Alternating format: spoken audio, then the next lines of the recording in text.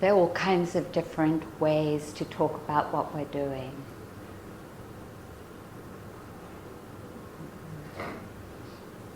And there's the approach the Buddha taught, which is to talk about the four foundations of mindfulness and to know the arising of our experiences in these four in our life. And he divided that into these four areas.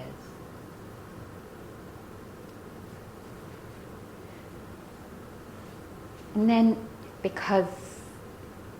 maybe because of gender and the way we are conditioned as women, I see it more as a relationship. And that's what we're cultivated to anyway. Women in this culture are conditioned to hold relationship, to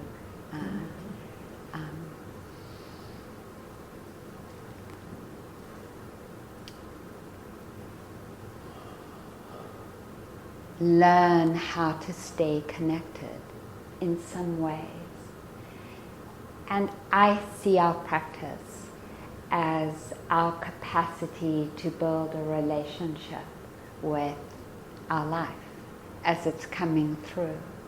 And that we know that we don't know what each moment will bring, and that the invitation we're given is to build a relationship with it, to connect, to open our hearts to become vulnerable to know, to companion whatever it is that is arising.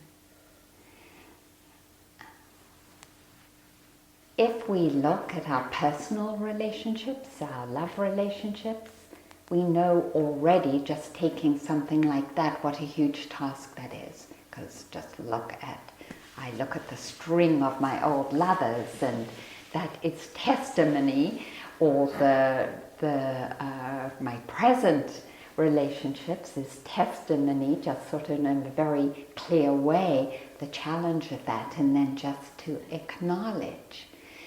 Because in that four foundations of mindfulness, it isn't really acknowledged in the ways that sometimes resonates with us, the challenge of what it is to become intimate with, or to relate to, or to connect to our life and our experiences. That it is actually the greatest challenge that we are given. And the difference between building a relationship and not, the Buddha says, is the difference between living in suffering and not. But having said that, it's not cut and dried. We know that. Because if it was, we'd all be enlightened already. It's not that easy, or even possible sometimes, to build a relationship with ourselves and our experiences. And so then we accept that particular challenge or that suffering. And we do. We say, I wish I could do this, but I can't right now. The difference is that I'm acknowledging that. And that already is a relationship that's being built. I see increasingly clearly over and over again that when I don't have a relationship to my experience, there is always suffering. Sometimes that's a very heavy word. So maybe we could just say the subtle disconnect or spaciness, or just that there isn't an aliveness to how I'm living my life in that moment. For me, because as you know, I've been working with so much physical discomfort and pain, it is so clear when I'm not in an active relationship to my experience. The difference between feeling a victim to it, because that's what happens when I'm not actively relating to it, which is one expression of suffering, or carrying it, being with it, companioning it, and there not being that sense of being a victim or any suffering. It just is what it is. And there, in that relationship, is a kind of delight. That's the task that, not the task that we have called ourselves to. Forget even the Buddha saying this is the path. We wouldn't be here unless our own wisdom was calling us to this and saying, this is our task. This is our task. To find a way to connect, to know, to companion, to love, to befriend, to see clearly, to be present for all these different ways of talking about it.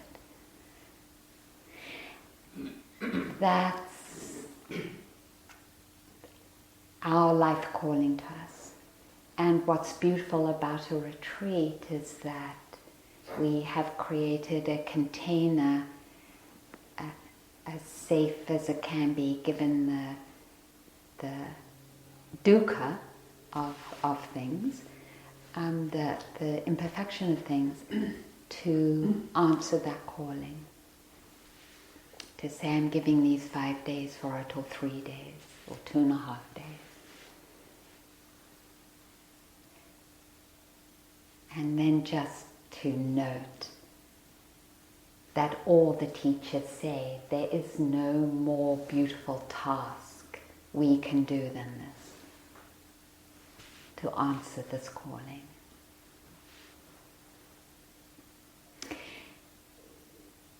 That's a very grandiose way of talking about it. Then the technology of it, the technology is calling into being over and over again this quality of knowing. But it isn't an intellectual knowing, and that's why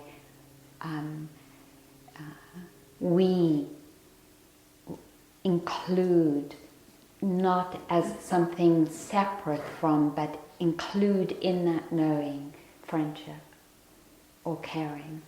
This knowing with caring. This knowing with caring. And the Buddha divided our experience up to help us to know with caring these areas of our life. Our body and senses, pleasant, unpleasant, and neutral, our feelings and thoughts, and the pattern of the Dharma, expression of Dharma in our lives, or of the expression of wisdom in our lives.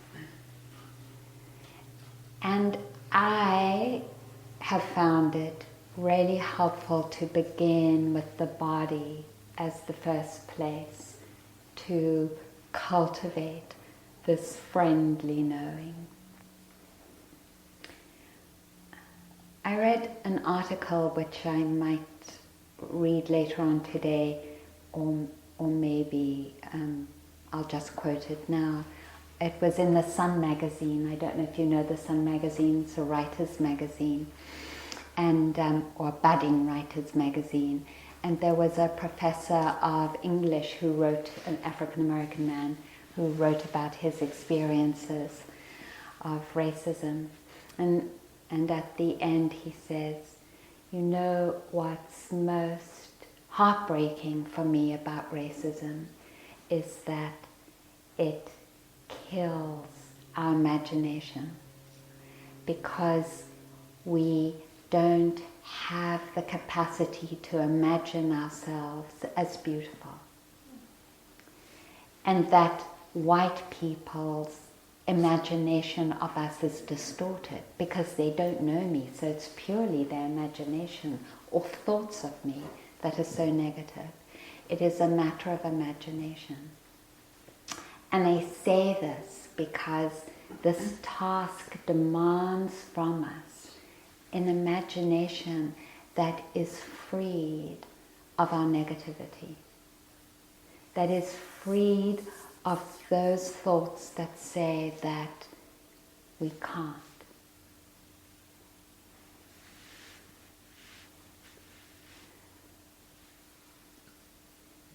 So when we take the refuge, we are reclaiming ourselves without that distorted imagination of ourselves, that somehow we can't do this practice.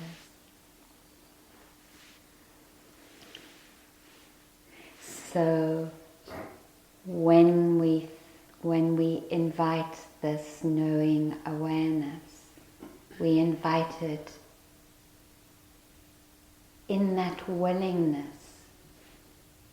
to imagine we are more than any of our negative conditionings.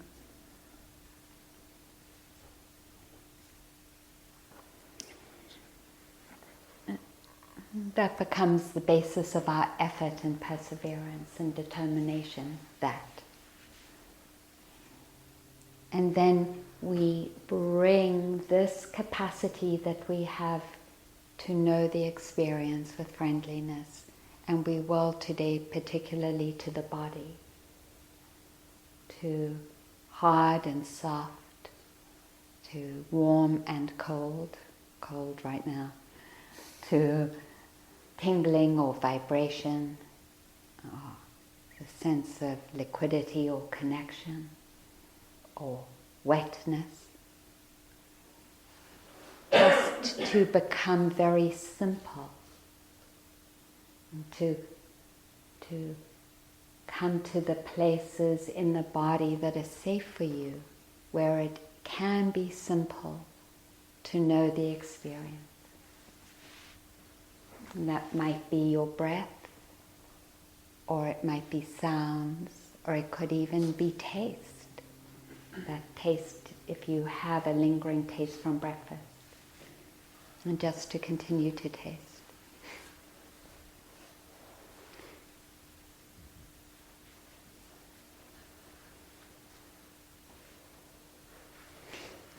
For those of you who are new to this practice, I want to then be very explicit and say, and different teachers say different things about this, but until the mind is strong in mindfulness, there is no thought or planning worth thinking. There's nothing worth thinking about on this retreat, unless you're actually actively contemplating Dharma. There is nothing worth thinking about. So we want to give you 100% permission to drop thinking, just to drop it. Every time you notice you're thinking, dropping it, unless you can see the thought arise and pass away and stay disengaged from it. If you can do that, no problem. Then you don't need to drop it because you're disengaged from it. But if you can't do that, which often we can't in the middle of a retreat, in this I feel very aligned with the traditionalist U Pandita, who says this at the beginning of all his retreats. There's no thought worth thinking on a retreat. And he says that to senior practitioners.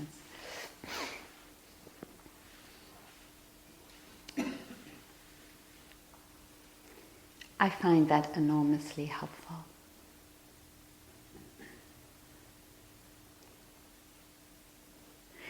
Okay. So,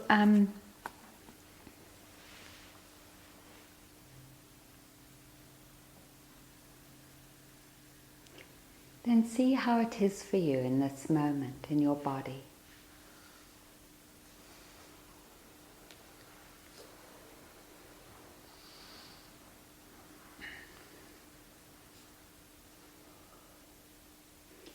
And see how it is in the feet. And if it's possible to hold a general comprehension or knowing of the body without going into it, but allowing the body to come to you. So it's like waiting, and allow that aliveness. And if nothing happens, it doesn't matter. We just know that's where it is. And in this kind of open receptivity, see what the feet are communicating to you. If it's hard to discern, you can imagine where your feet are and then let that image go to where your feet are. And see if that helps access the place where you feel the pressure of the feet resting against the ground.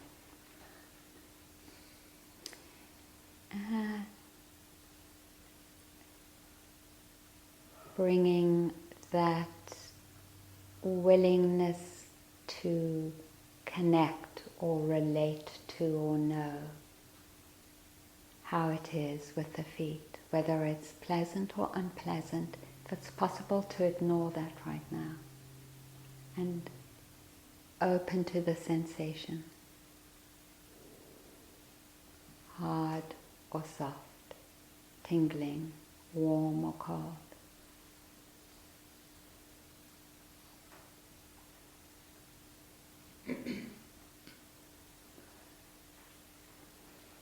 Notice the ankles.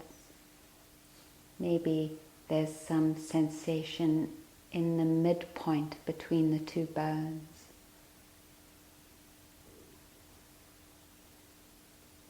Some warmth. And then allowing awareness to move up the legs. It might be you can feel the touch of cloth against the skin.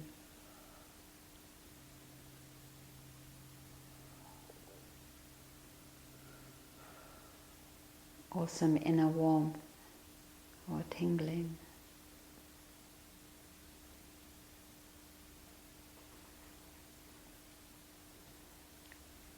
And acknowledging the knees, that stretching or sharpness.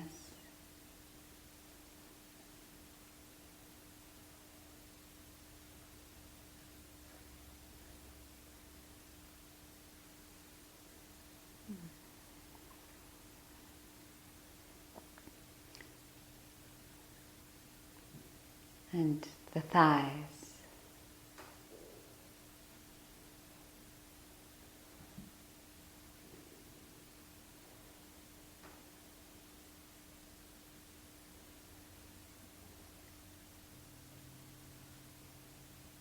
Can you feel the inside of the thighs and how the cloth might be a little tighter there?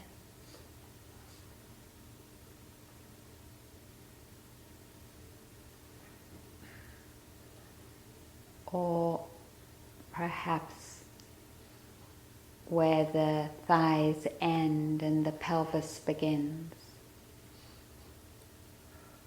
that crease.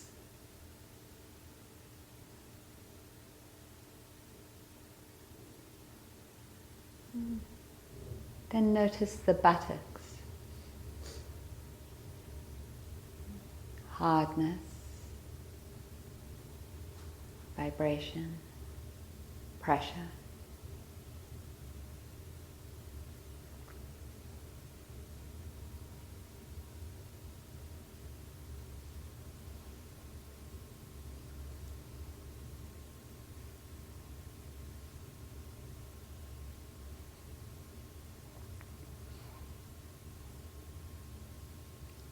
And how it is in the lower back.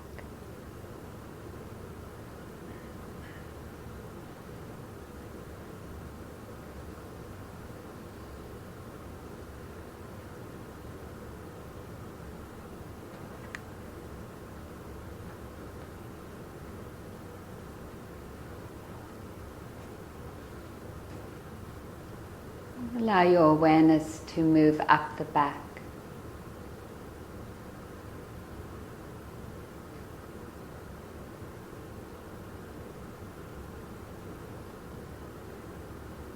Perhaps feeling the touch of cloth against the skin.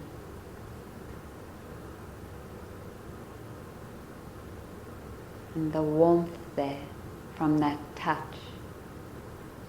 Can you feel that? Where the cloth touches the skin, there's some more warmth.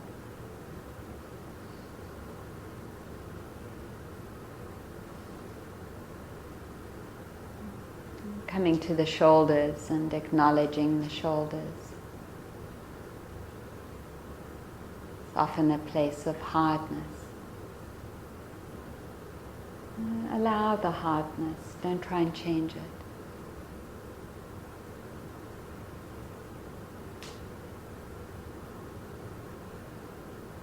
Just an expression of nature, hard, soft. See if you can feel the armpits, kind of the opposite, so soft, that skin there. And the warmth of skin against skin.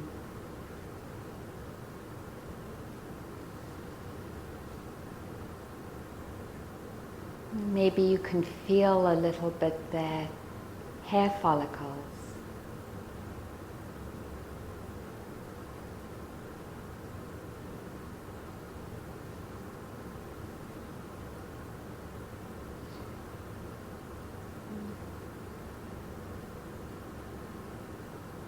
Then how is it in the upper arms?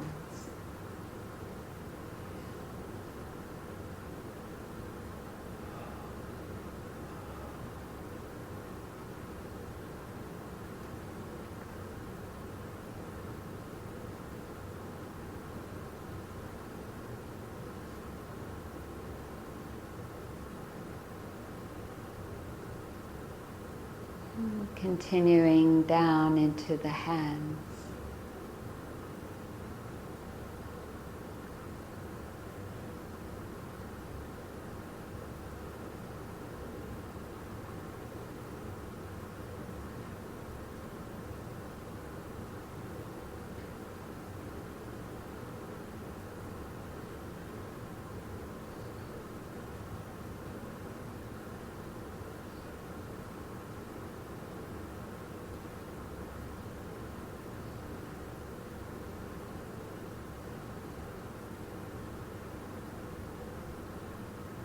Can you feel how it is in the fingers?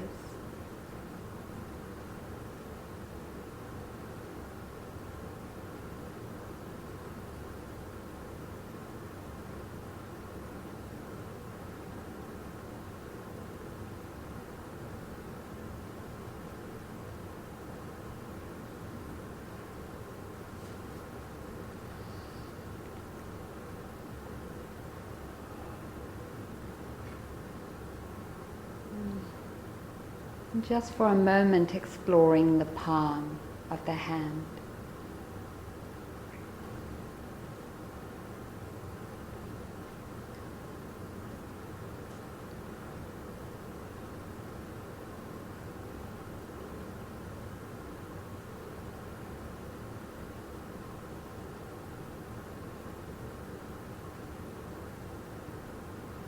And then coming up to the abdominal region.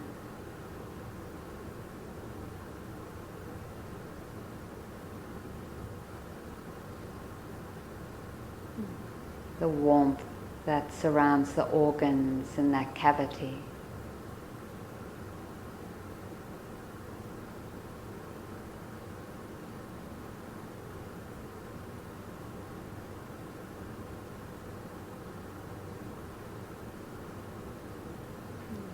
Acknowledging the weight of the breath.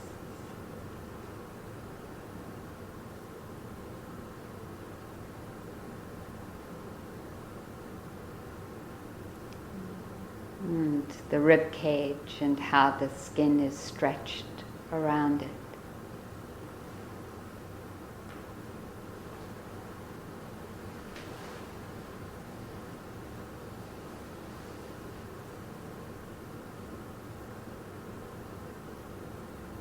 and how the rib cage is moved and expanded by the air.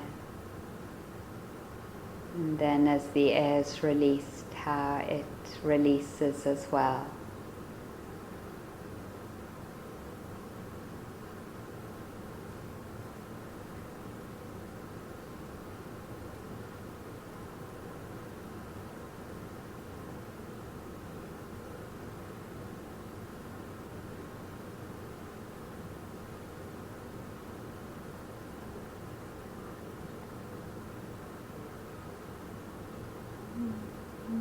Acknowledging the neck and the throat inside.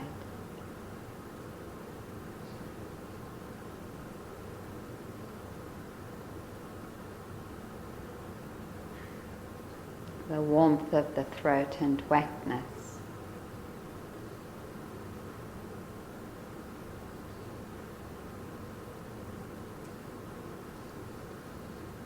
And how it comes to the mouth, also warm and wet.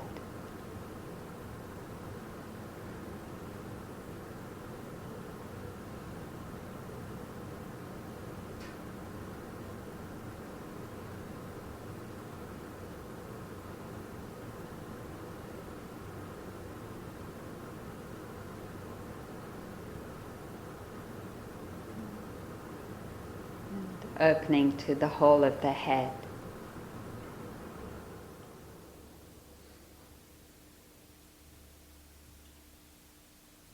The lips.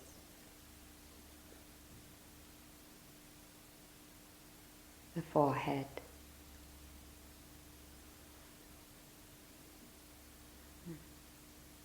How the hair is communicating itself or lack of it to you.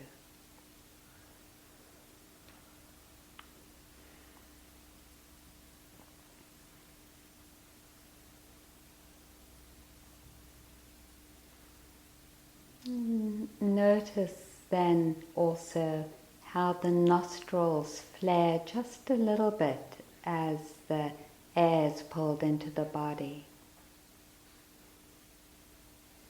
And how sensitive the skin inside the nostrils is.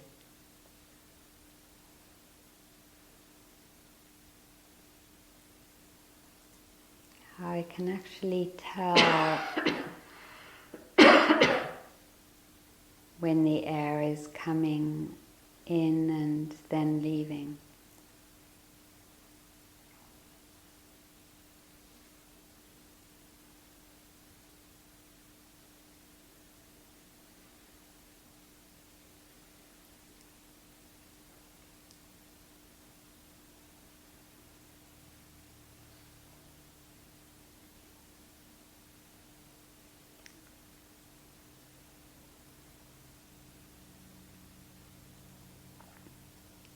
See if just for a minute you can stay in the nostril region and sense that touch of air.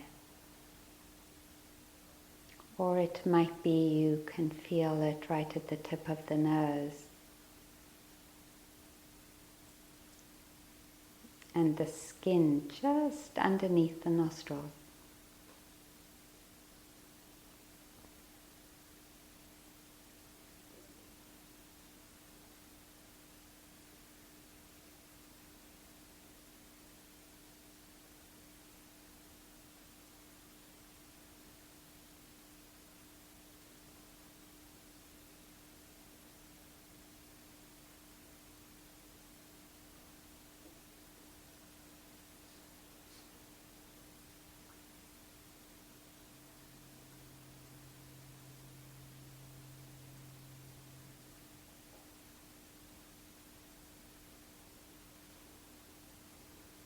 It might be that the movement of the breath is more discernible in the ribs or in the abdominal area, that rising and falling.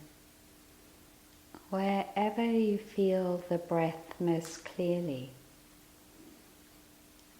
allow your attention and listening to stay there.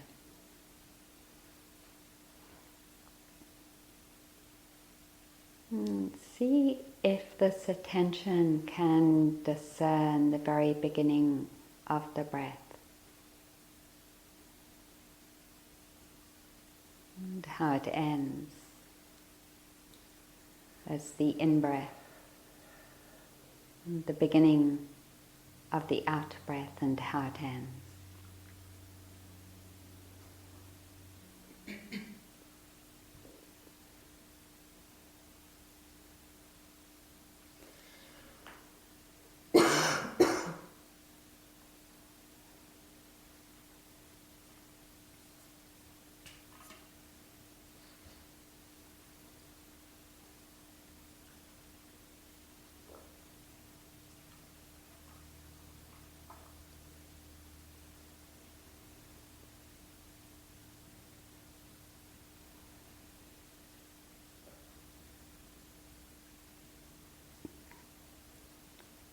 Staying aligned with the movement of the breath.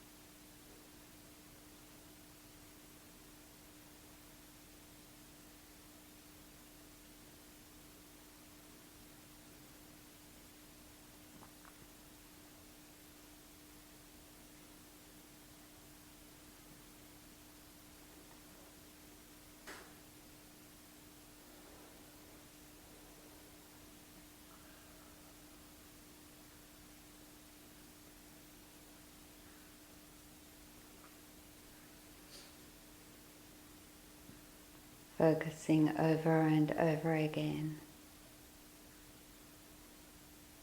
on what the experience is of the in and out breath.